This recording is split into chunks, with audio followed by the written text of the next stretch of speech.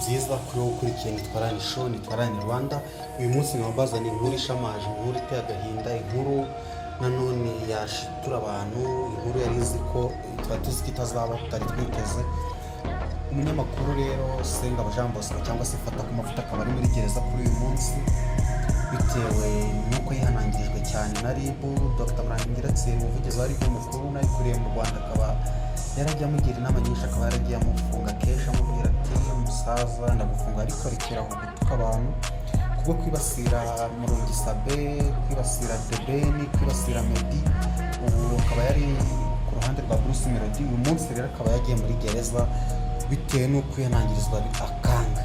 Bakaba baramubwira bati rero tuza iki akanga nyine.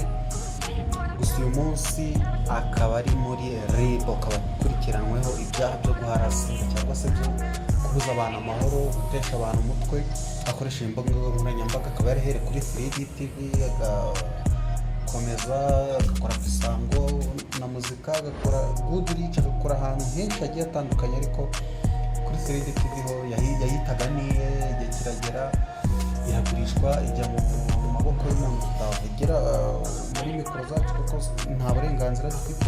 Gusa reka ibyo tubyihorere, uburenganzira dufite kuko kugira icyo tuvugaho ni 3D TV kuko niyo yamenyekaniyeho cyane, niyo yagaragayeho gukora ama operasiyo agiye atandukanye. Dore ko ari nawe wazanye hashtag ya operasiyo, akazana agakora ama operasiyo Texas, ama operasiyo za Mississippi, operasiyo nyinshi, operasiyo y'Agatunda. Ni byinshi cyane avuga kuri Afurika, batesha umutwe, avuga kuri Meddy muri Texas, umugore wamukubita ibiki. Nyuma rero kuzana amashusho ngo umugore wamukubita avuga ko nyine atari umugore wasenga amashitani, ibintu nk'ibyo.